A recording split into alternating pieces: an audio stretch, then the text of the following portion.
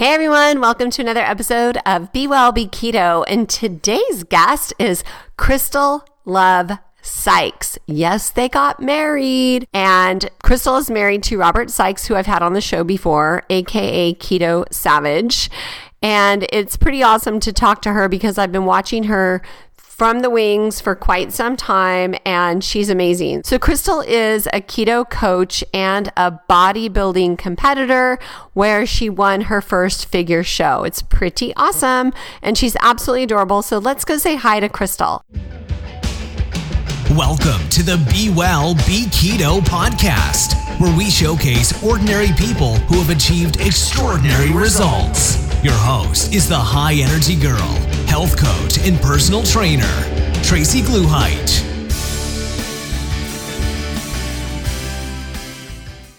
Hey beautiful, my name is Tracy and I'm a health coach and personal trainer and founder of highenergygirl.com.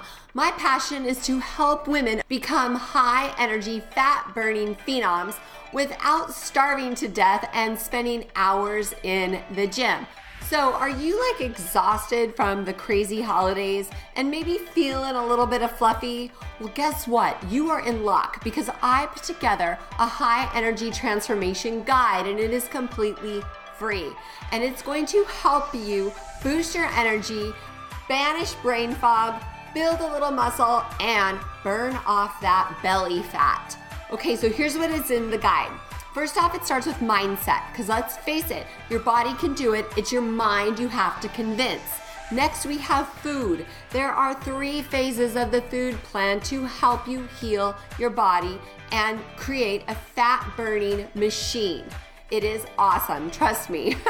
Also, fitness. We have components for both the home and the gym, beginning, intermediate, and advanced, because if you want to age stronger, then you need to move. And lastly, and most important, is self-care, because let's face it, we women are so crazy busy taking care of everybody else, our homes, our jobs, our families, that we don't take time for ourselves. And even on the airplane, the flight attendant says to put your oxygen mask on first. So grab this free guide, 21 days, high energy transformation. Just click on the link below and that will show up in your inbox right away. Have you joined the Facebook group yet? I have a new Facebook group called High Energy Girls, and that is pretty much where I'm hanging out these days, and I would love to have you a part of the group. So head on over to High Energy Girls on Facebook. Hey, Crystal, thanks for coming on the show today. Really grateful to be on here, and I apologize we had to cancel once before. So I appreciate you rescheduling with me. Well, you remember my quote, right? Blessed are the flexible, for they shall not break. That is right. I loved that you sent me that. I was like, oh, okay, she gets it. I have to use that every day. Oh, I love it. So for the listeners that don't know you, why don't you tell them a little bit about yourself? All right. Well, I am Crystal Sikes now. I was Crystal Love a little over a month ago. I'm married to Robert Sikes, Ketosavage. We together have a business called Keto Brick, which is a ketogenic meal replacement bar of 1,000 calories. So I spend most of my days doing that, managing the employees. I'm a keto coach. I've been keto for, 3.5 years now. And mostly I started keto to help my gut issues and a bunch of different health things that I was dealing with. And then I ended up using it for my bodybuilding competition. So full circle, very exciting stuff. I love my life, every single day of it. And I just try to be a positive light to people. And you are for sure. So tell us a little bit about your background and why you started keto and all of that. Okay, so several years ago, I'd say 4 or 5 years ago now, I had been dealing a lot with gut issues and just really feeling terrible. It was putting me into a depression. I had a pretty not so pretty lifestyle before, just drinking a lot, smoking a lot, just not really caring about anything. And I started having a lot more stresses on me, and I started having digestive issues, And all of this, I couldn't figure out what was going on. Nobody was giving me answers. So they put me on a bunch of different diets. Turned out I had to do it was like a scan to see how quickly my digestion worked. And turned out I have gastroparesis, and then still had issues. So they looked more into my intestines, and I have pretty much the same thing as that, but in my intestines. So it's where the muscles and nerves in your body and your stomach, as well as the intestines for myself, they don't work properly or as well as they should. So the nerve will stimulate the muscles to move, and it may just move sluggishly. So they actually put me on like this super high sugar liquid diet. And Robert, we were just dating at the time. He's like, you are going to kill yourself. Like, you're going to have diabetes or something's going to go terribly wrong. So at the time, he was actually keto. And I was like, that is ridiculous. I'm not giving up my pastries. Like, and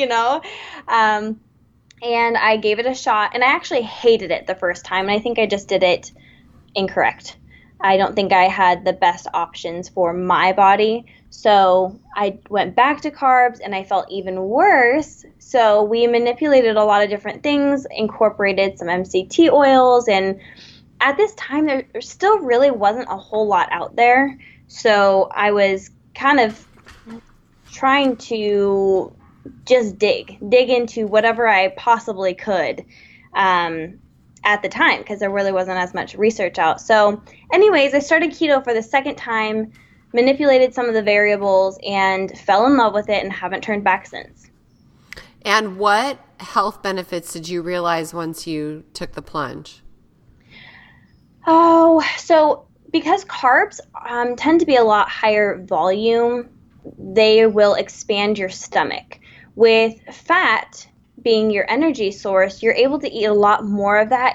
It's a lot more dense, so it doesn't take up as much room in your stomach, allowing your stomach to actually fully digest that food, rather than a bunch of volume type foods having to be broken down by your stomach acid and the muscles churning and all of that. It just allowed it to go through more smoothly.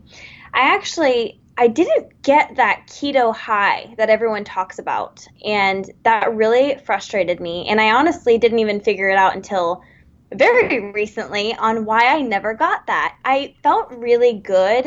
I felt great. I felt like, I had the energy. It just wasn't like everyone else's. They say you get that like huge like rush that you feel like you are invincible, but other than my stomach, that was probably my biggest thing. And with fixing that, I was able to kind of come out of that depression that I was in, and I started exercising more, and it just gave me the ability to be mobile. Before, it was like I would spend days in bed just because I felt terrible. So being able to be mobile, that was great. Yeah, God, like that's something that most people don't even like appreciate because they're just so used to it, So that's a big shift. Yeah, yep, absolutely. Wow. And so then what happened? So you got started on that, you started feeling better, and then is that when you started training for your competition? Yeah, so after that, I had been lifting for a couple of years, and I really didn't expect to do a competition, but I had seen Robert go through several competitions, and I finally was like, I've been putting in all this work into my body. I should at least be able to show it off a little bit. And by doing a competition, I think that's a great way to show all the work that you've been putting in. So without anybody really knowing, I had decided, I had picked what show I wanted to do, and then I finally brought Robert in, and I was like, I'm going to do a show. This is the one I'm going to do.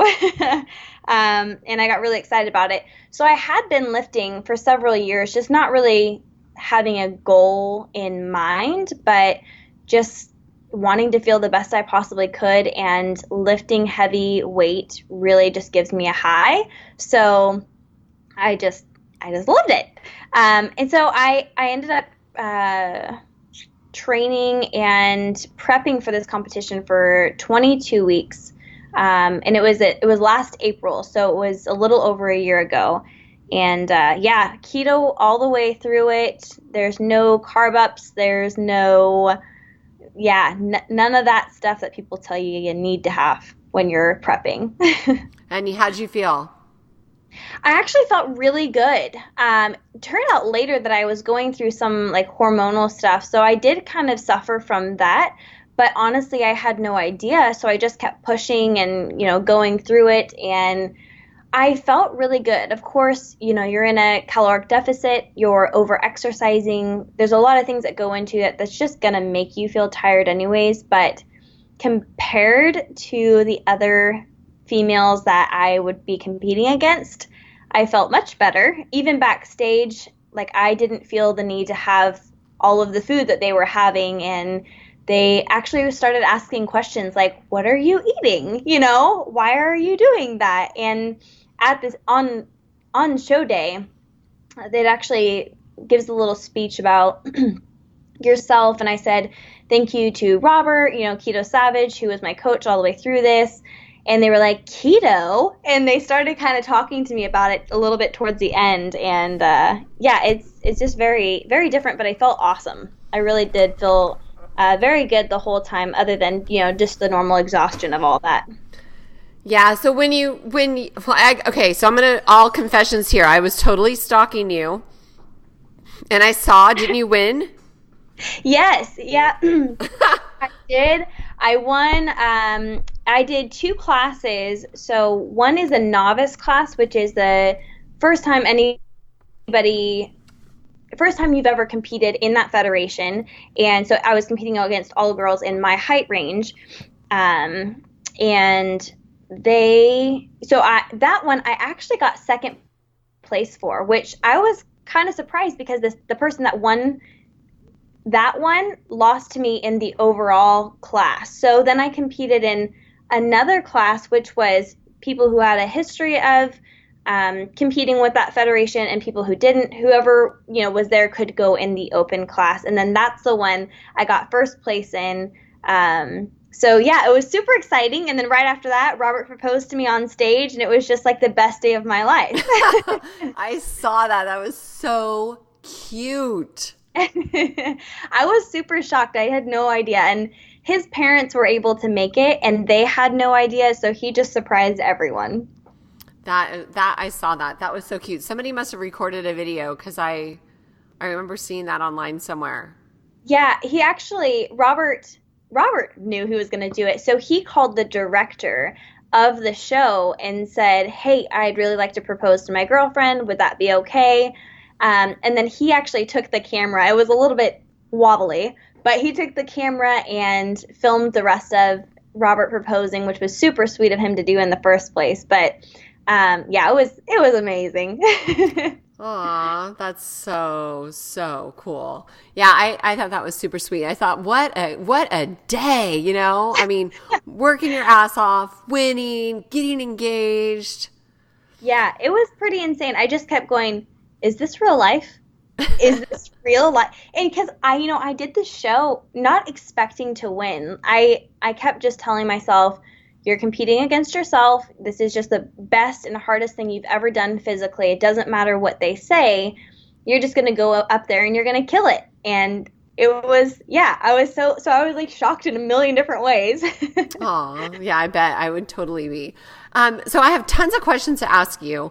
So let's start with this positive. So when you started your cut, I'm assuming you started at a certain calories and then slowly created a deficit. Is that kind of how it went? Yeah. So I started at 2,300 calories in the beginning of my prep, which was pretty good, but it was a little bit hard for me to get it all in.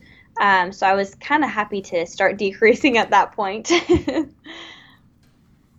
And then when you started decreasing, what did you cut? Did you cut protein, fat? Yeah. So we kept my carbs at 10 grams of carbs my entire prep. So I didn't eat a whole lot of vegetables. I didn't eat a whole lot of, whatever else. And we just slowly decreased proteins and fats. both together, but keeping Ah. fat at a higher ratio. A lot of people will do a cut and decrease their fat a lot and keep their protein high, but honestly, when I do that and when I tend to see other people do that, they tend to lack energy because your energy is going to stem from the fat that you're intaking. So we kept my fat actually really high, and towards the end of my prep, I think I was at like 83 or 84% fat, but feeling still pretty full. I did one meal a day towards the end, and I felt really good. I mean, you're a little bit hungry, of course, but the meals were still filling because I had all the fat. And then so you started at 2,300 calories. Then what did you end up at when you were like at the end? I can't remember exactly, but I think it was like 1,150, which I never suggest anybody go that low. I'm a big stickler on not going low calorie, but I was really willing to just break all of my rules to get to the physique I was looking for. So yeah, I went really low. I think it was 1,150. Wow. Yeah, it was pretty low. My protein actually got down to 30 grams of protein a day for several weeks out. I think it was 3 weeks that my protein was that low. And then I had a refeed day once a week, which my protein would go up. I can't remember what it would go up to, but I think it was like 70 or 80. Wow. That goes against anything. Cause like my husband and I, we followed bodybuilding back in the day, like in the 80s with Corey Everson and Rachel McClish. I don't even know if you were born yet. But yeah, like that would be crazy. And yet, did you lose any muscle when you went down that low? I didn't lose any muscle my entire prep. Wow. Which is absolutely insane. Like, most people, they'll do a cut and they will lose a little bit of muscle. That's just what happens. But I didn't lose any muscle. I continued to get scans done of my body just to like make sure. And I actually got PRs well into, for those who are not lifters, personal record for weightlifting. I would get, personal records for my deadlifts or my squats throughout my prep, which was a huge shocker to me. I had no idea I was going to be able to lift more weight, the leaner I got and the less calories I got, but it still happened. Wow, that's super cool. And people don't realize, because the ketogenic diet is anabolic. Mm-hmm. Which means it's muscle sparing. So you're not going to lose the muscle. And then you felt great. So when you started, what was your body fat percentage? Oh, gosh. It's been a minute since I've gone over all of these. But I think it was I feel like I remember it being about 26% body fat. And then I got down to, I think it was right around 13% body fat. So wow. It was dropped quite a bit in 22 weeks. That's awesome. Now, did you have any struggles along the way? Oh, yeah. There was tons. I mean, there was just days that, you go to the gym and you really just don't want to be there, but you have to get in your cardio or your lifting, session.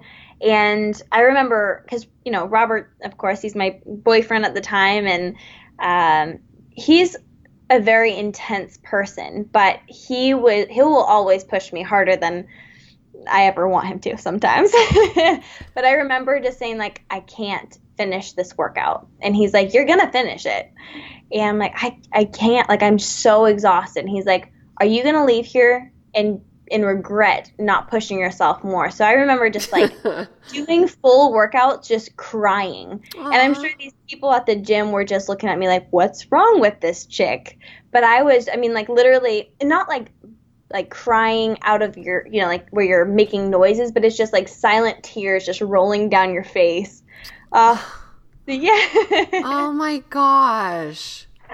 But it's good. I mean, those are the times that you look back on and say, if I can push past like those moments of just pure exhaustion, over and over and day after day for that extended period of time, not many people are willing to do that. Not many people are willing to push their bodies or their minds past the point of what it wants. Mm-hmm.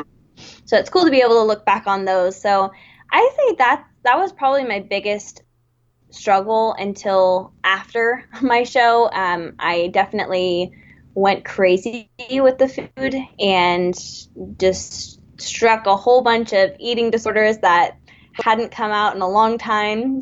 So that was probably, other than just, having hard workouts, the post show was probably my hardest part.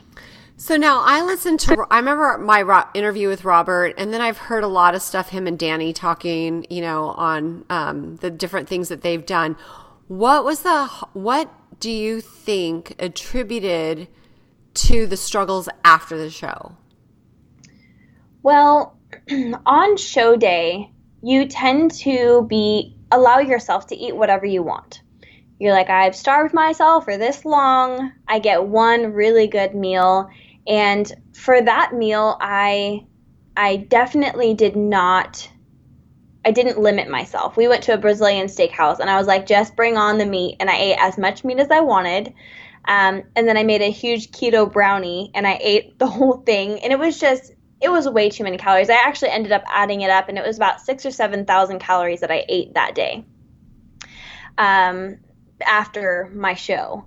And that is a huge trigger. You don't feel full at that point. You've kind of messed with your hormones a lot, and you really, you have no sensation of feeling full. You will just keep eating. And I couldn't recognize that in myself, that I just kept putting food in my mouth, and I was starting to sneak it, and I just kept going instead of just saying, hey, I have no boundary with food.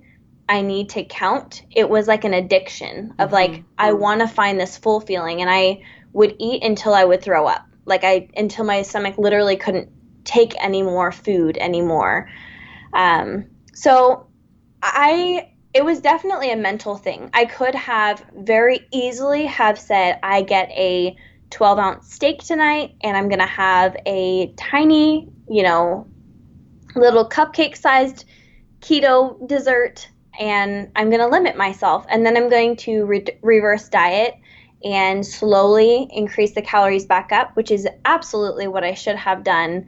But I definitely just thought I was too good and wanted to devour everything. So to anybody out there who's dieting or competing for a show or whatever, don't just go crazy. I highly suggest reverse dieting and tapering your calories and your macros back up very slowly to allow your body time to adjust. It took me, I think, months to get back the actual feeling of fullness. And I remember actually making a Instagram story and was like, guys, I felt full for the first time today. And it was amazing. My show was in April, and that was in August. And that is the first time I actually felt like a fullness sensation in my stomach. So it's been about a year since your show. A little over a year. Yep, April 28th. And since Robert proposed to me on that day, that's the day we got married this year. So it's been a little over a year. That's so cute. I love it. Yeah. So, and then now what? What do you guys, so let's go fast forward a little bit. Yeah. And, well, let me ask you this. How were you able to, break the cycle that you were on? It was so hard. It took me, forever, it felt like, to even stop binging. Even after I thought I would be really good for, 2-3 weeks, it would happen over again. And honestly, I mean, Robert knew the whole time. I had to really confide in him, because you need someone to have your back, and you need someone to tell you, stop it. And he's really good at that. I feel like a lot of people don't want their spouse to tell them that. But I mean, he was my coach. He was my best friend, all of that. So to have him, kind of watch me or keep an eye on how I'm doing was really helpful. And I thought tracking was going to be better for me, but it turned out that actually just letting myself eat what felt good, rather than trying to be like, I have to hit a certain amount of macros and I have to hit a certain amount of calories, that was more of a trigger than just allowing myself to eat. And, just because when you allow yourself to eat, you're like, this is a meal. I'm okay with this meal. I don't know how many calories I'm getting, and I don't know how many calories I'm missing out on. You don't think about it anymore. So for me, a part of the healing process was to stop tracking and just allow myself to feel the fullness rather than a number telling me. Yeah, so that's huge. That was huge for me. That's interesting, because that is, I have friends that I see eating just to get their macros, whereas I've trained myself to listen to my hunger. And even with fasting, like if I'm not hungry, I always want to set an intention in the day that I'm not going to eat until around noon. But if I'm hungry at 9, I eat. Yeah. Yep. I'm the same way. It's like you can have little plans or ideas of, okay, well, we're going to have this for dinner. So I want to be able to indulge. So I'm just going to, have a small meal now, and then I'll be able to indulge more later. But if you're hungry and your body's telling you, hey, your workout was hard and I need some food, you're going to, you should probably give into that just a little bit. And just, feed your body what it's craving. There's a reason for it. Yeah, being intuitive and trusting the process. Yeah, totally hear you on that. That's like a learned behavior. Would you agree? Oh, yes, absolutely. Absolutely. Yeah, and just retraining yourself that you are eating when you're hungry versus when you're bored or when you're stressed or something like that, right? Yes, that's a very hard thing to be aware of, because just being an American we're surrounded by food, and that's a very normal thing for us. When people go to hang out, they're like, hey, you want to go to lunch? You want to grab a coffee? You want to, and there's always some sort of food or drink or something involved, that it just becomes a normal thing to have in front of you. And we make things so easily snacky that you're constantly just chowing down on something. And it's not because you're hungry. It's not because your body's telling you it needs that. It's just available, and you're going to eat it. Yeah, because it's just there. Yeah. Yep. Exactly. I can't remember who said this, but I saw like a magnet that you put on your fridge, which I have stainless, doesn't stick, but it says, not sure what the question is, but the answer is not in here. Oh, that's great. That's brilliant. I thought that was hilarious. Oh, yeah. So you said that you mentioned Keto Brick. So I remember when Robert was first, developing that and, everything. Why don't you tell us a little bit about it? So Robert and I spent forever in the kitchen just trying to make something good for his competition prep, which was several years ago. And what we were looking for was like a dense, high-fat food item. And at the time there was nothing really available to us. So we just started like making these fun little things in the kitchen. And there was like Keto Brick version #1. And it had, like a bunch of random things in it. We had times where it was like a cake mixture, and it was, so through this, he started his YouTube, and through the YouTube, he would say, oh yeah, I'm eating this, Keto Brick thing. And everyone started asking, what's in that Keto Brick thing? And he's like, I don't think I'm going to tell anyone. I think we should do something with this. So something that we simply used not for taste, but rather for a competition.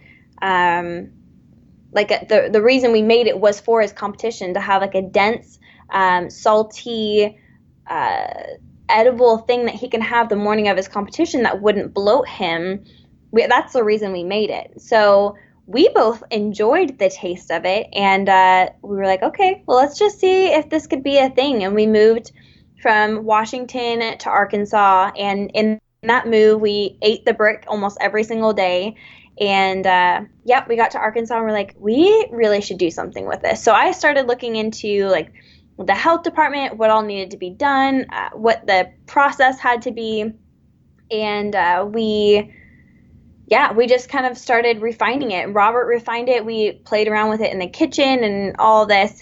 So anyways, long story short, we now have the product. It's been amazing. We have now made, oh gosh, 3, 4, 5 different flavors, and it's a blast. It's 1,000 calories, very high fat ratio. All the macros are different per flavor, but the very first one we made was 90 grams of fat, 31 grams of protein, and then 16 grams of fiber. And yeah, it's just a really good like high fat option. You can melt it down, put it into little molds, and eat it as a snack, or you can eat the whole thing in one sitting and have it as a meal replacement. 1,000 calories in one sitting. Yeah, actually, we have been doing this thing off and on, and we call it meat and bricks. And Robert will eat 2 pounds of meat with a brick a day, and then I'll eat about a pound and a half with a half to 3/4 of a brick. And it's pretty good because it gives you that high fat that you need, and tastes good. We didn't make it sweet. We actually don't add any sweeteners to it, but it's naturally very sweet. So it's kind of like a little dessert. And so when you eat it, like, is it hard? Is it soft? I mean, what is the texture? So with the different flavors, there's different textures. Some of them are a little bit harder. And then the one that we made most recently was the chocolate maple bacon, and that has a very like fudgy texture to it, and then it has like the chewy bacon in the inside, like bacon crumbles. The other one has cacao nibs, so that's going to be like a little crunchy when you break through the brick. And yeah, but it kind of goes from like a harder texture to ones that are a little bit more fudge-like. And we are trying to get them to where they are softer and easier to cut, as that has been a problem in the past. Not a problem, but not as many people like it.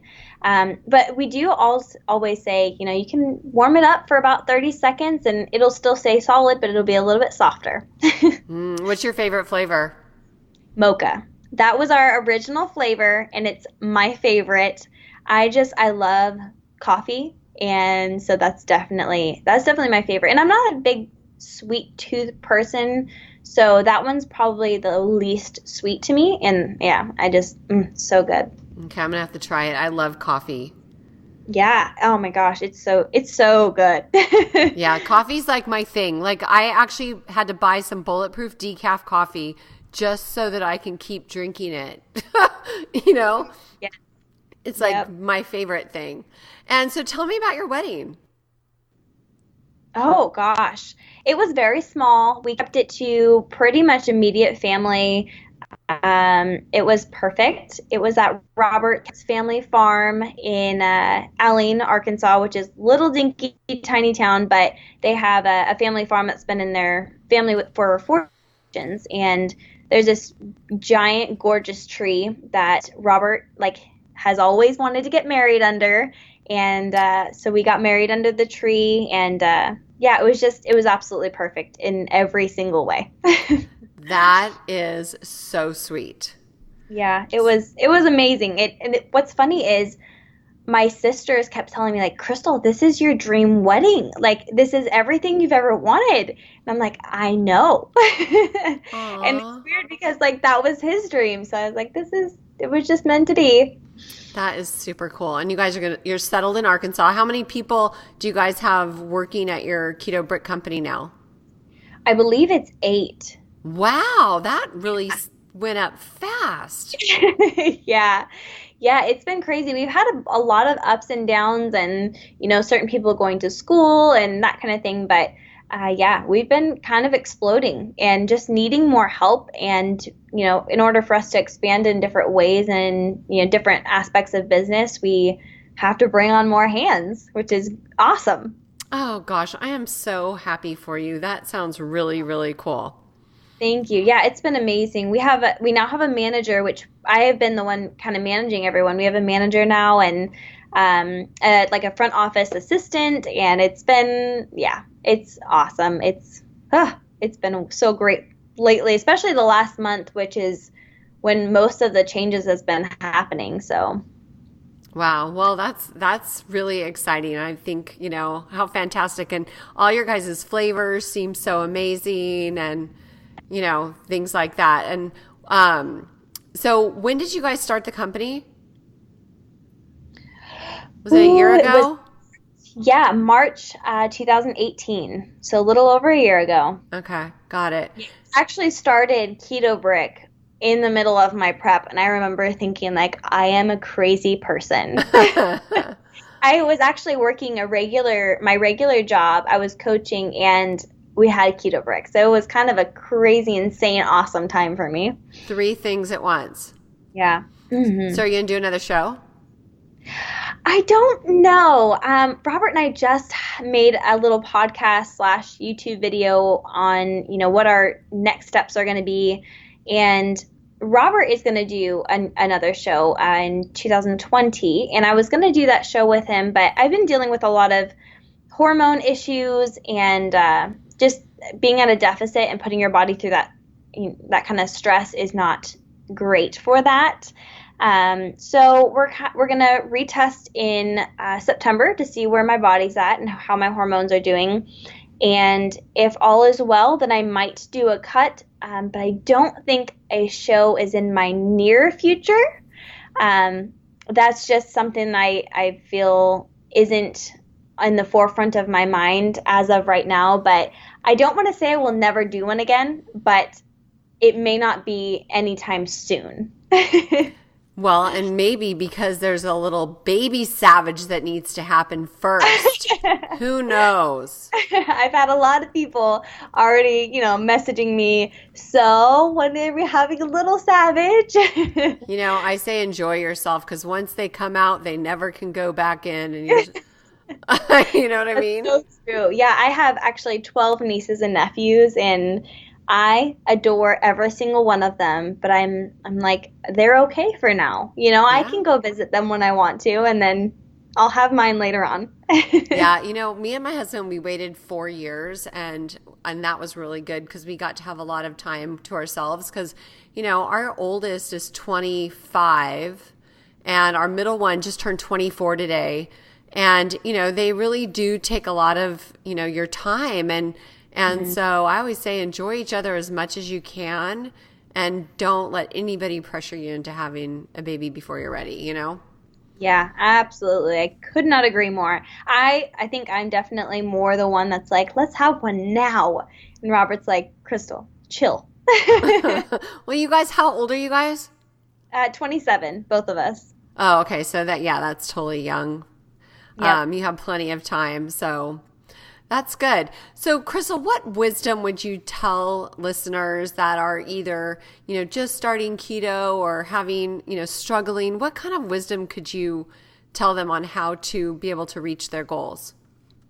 I would definitely suggest, if it's not working for you, or if what you're doing is not sustainable, figure out what is. Because keto is not a one thing beats all. There is so many ways to manipulate your diet on the keto diet that I think can benefit anyone. So, playing with your protein, playing with the carbs, playing with your fat, figuring out what ratios work best for you, and make sure that you're eating enough. I honestly believe playing with the types of food you're eating, playing with the amounts that you're eating, anybody can find what works best for their body. But if it's not working, don't keep suffering, but change it to fit your body.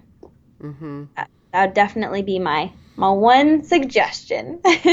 Yeah.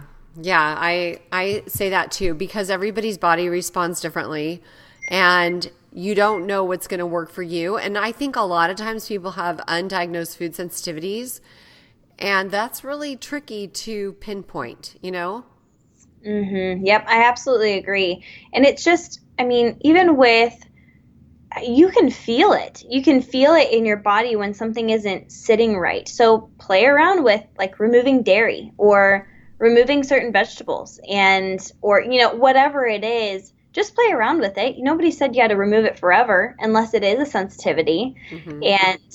And you're going to feel so much better. Yeah, everybody's body is so different. And a lot of people want to put everybody into one little bubble, but not everyone fits in that bubble. And I feel like I've dealt with that several times from like all of my gut stuff, having to manipulate all my food and macros and everything to fit that. And also, after having eating disorders and that kind of thing, having to figure out what's going to work next. Your body's not always going to be the same, and you're going to be different from your neighbor. Yeah, for sure. Look in the mirror there. That's your only competition. Yes, exactly. Yeah, that is absolutely for sure. And God, I had another question that I was thinking of right when you were. Oh, that's what it was. What is a typical day in your eating look like? Ooh, that's a good question.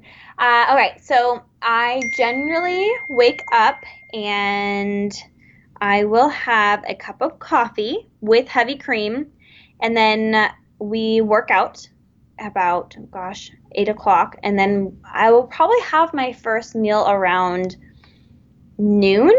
And that meal would consist of, lately I've been doing a shake. I've been kind of like playing around with different things.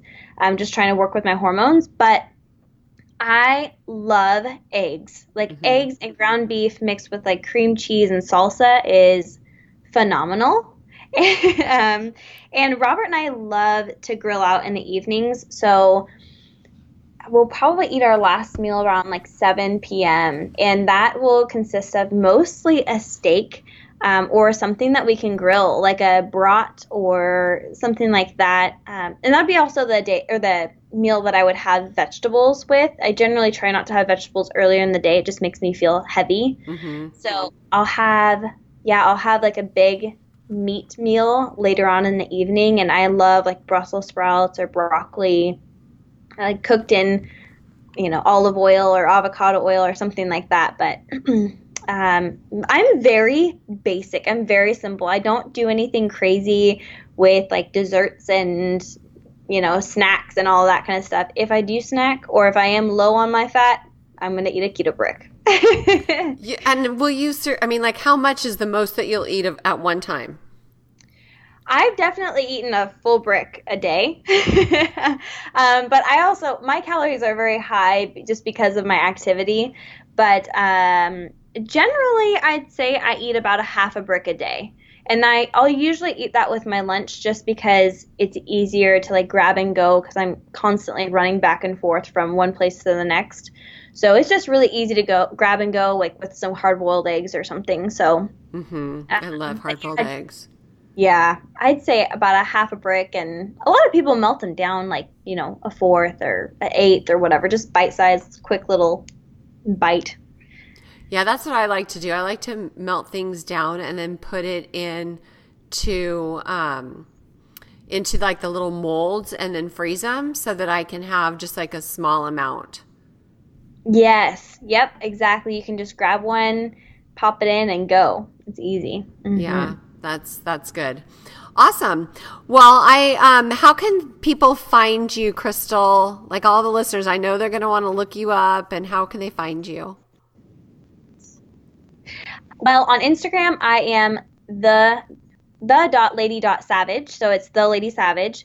I don't have it up and running just yet, but we are a work in progress. It'll be ladysavage.com. And then, our YouTube is actually under Ketosavage. So if anybody wants to listen to that or watch that, that's where, you're going to find any of the workout videos or our lifestyle videos, our wedding video. All of that's going to be on the Ketosavage YouTube.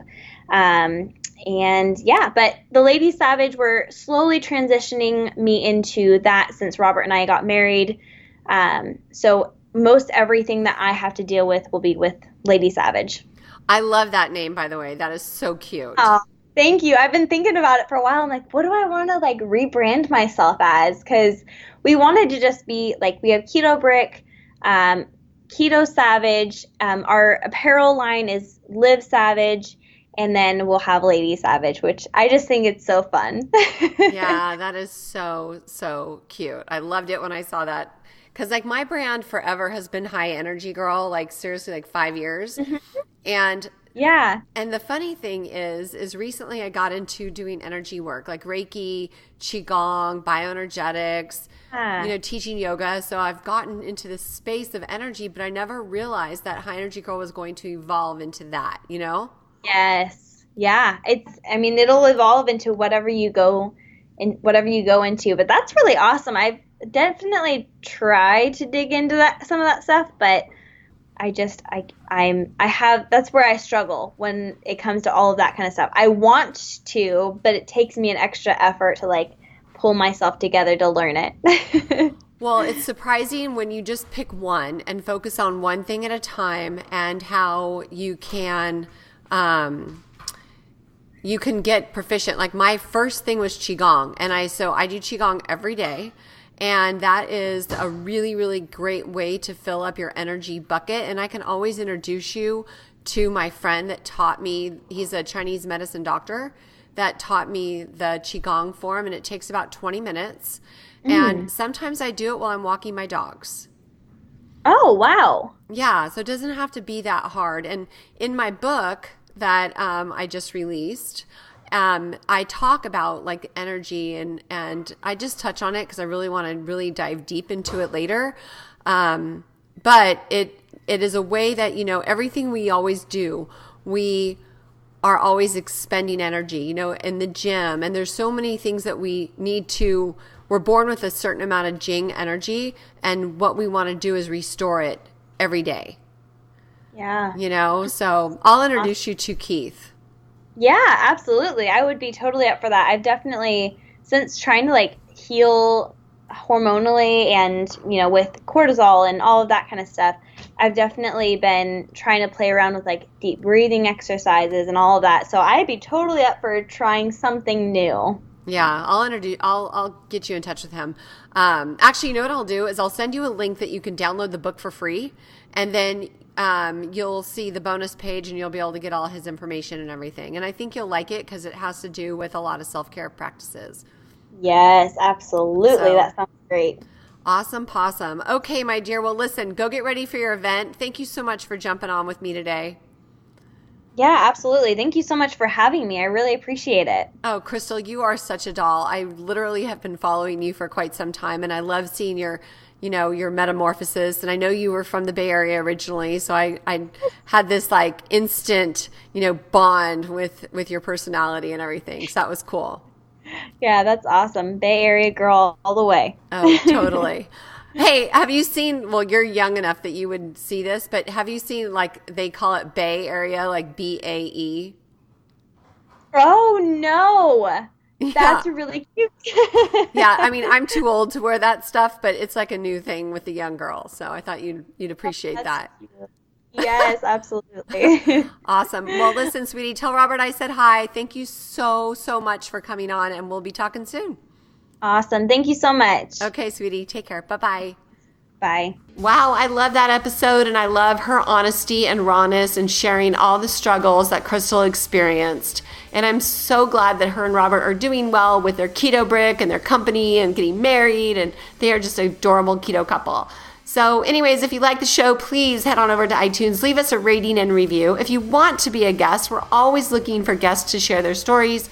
Please email me at tracy@highenergygirl.com. And don't forget to join my Facebook group where I can actually talk to you and help you with your keto plan. So we will see you, or talk to you rather, next week. Thanks for listening. This podcast contains the opinion and thoughts of its host and guests. It is intended to provide helpful and informative material on the subjects covered. All statements made on the podcast have not been evaluated by the FDA and are not intended to diagnose, treat, cure, or prevent disease. If the listener requires professional assistance or advice, please contact your personal medical doctor. Both host and guest specifically disclaim any responsibility for any liability, loss, or risk, personal or otherwise, which is incurred as a consequence directly or indirectly of the use and application of any of the contents of these episodes. Like I said, this is my opinion, and I could be wrong.